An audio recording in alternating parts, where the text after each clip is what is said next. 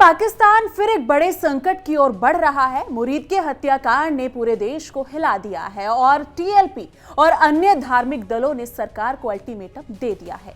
चेतावनी दी गई है कि अगर उनकी मांगे पूरी नहीं हुई तो देश भर में बड़े प्रदर्शन होंगे। धारा 144 लागू होगी। सड़कों पर, रैलियों और धरनों पर पूरी तरह रोक लग जाएगी।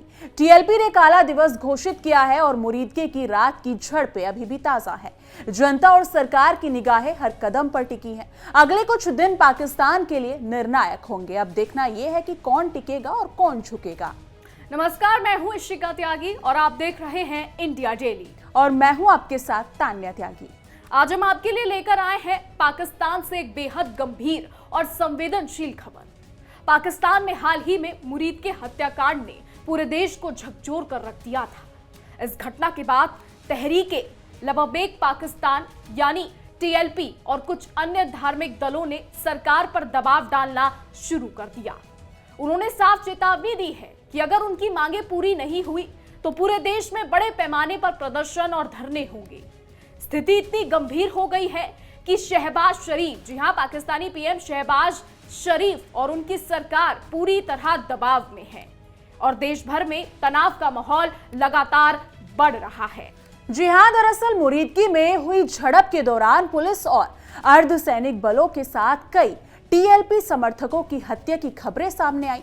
इसके बाद टीएलपी और अन्य सहयोगी दलों ने सरकार के खिलाफ कड़ा कदम उठाया है। उनकी मुख्य मांगे हैं हिरासत के लिए गए सभी कार्यकर्ताओं को तुरंत रिहा करना, उनके खिलाफ दर्ज मामलों को वापस लेना और सरकार से तुरंत बातचीत करना। इसके साथ ही उन्होंने स्पष्ट कर दिया है कि अगर ये मांगे पूरी नहीं हुई तो पूरे पाकिस्तान में व्यापक प्रदर्शन होंगे और देशव्यापी विरोध प्रदर्शन की चेतावनी दी गई है।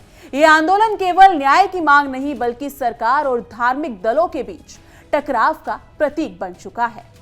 जी हां, लेकिन सवाल उठता है कि ये आंदोलन केवल न्याय की मांग है या इसके पीछे राजनीतिक रणनीति भी छिपी हुई है।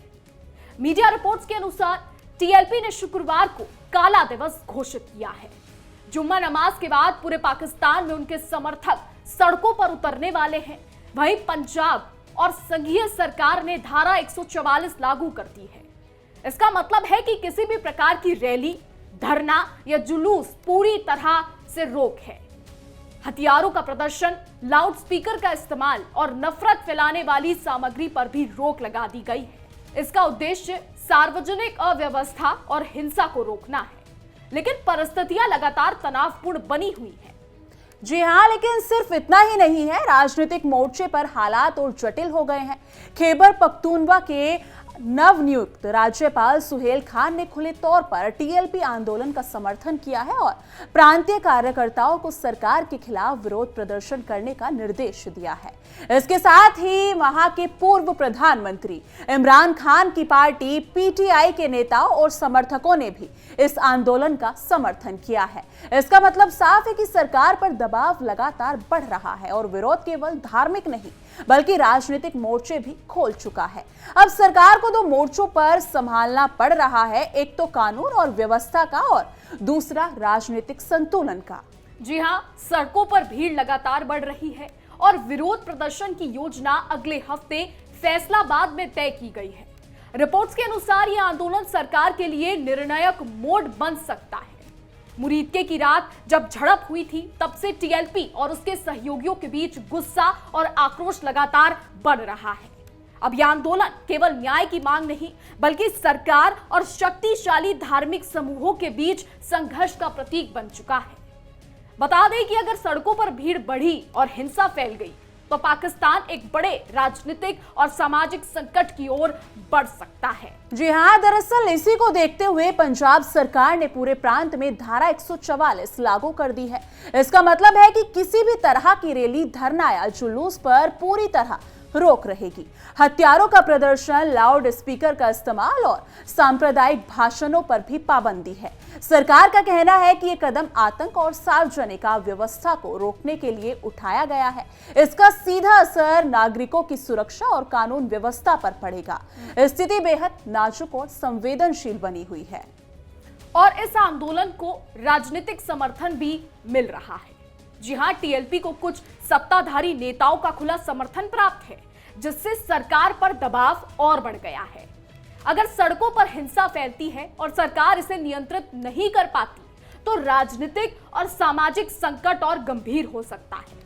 यह आंदोलन सरकार की साख, राजनीतिक स्थिरता और सार्वजनिक सुरक्षा पर सीधा असर डाल सकता है। तो साफ है कि पाकिस्तान में मुरीदगे हत्याकांड के बाद टीएलपी और धार्मिक दलों की चेतावनी ने पूरे देश को अस्थिर कर दिया है। जी हां, आने वाले 72 घंटे पाकिस्तान के लिए निर्णायक होंगे। अब देखना यह है कि सरकार इस आग को कैसे बुझाएगी।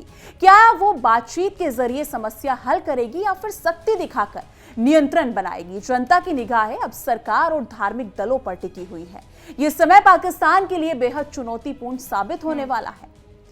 जी हां, बिल्कुल सच कहा आपने तान्या। और अब देखना होगा कि पाकिस्तानी सरकार इसको कैसे हैंडल करेगी।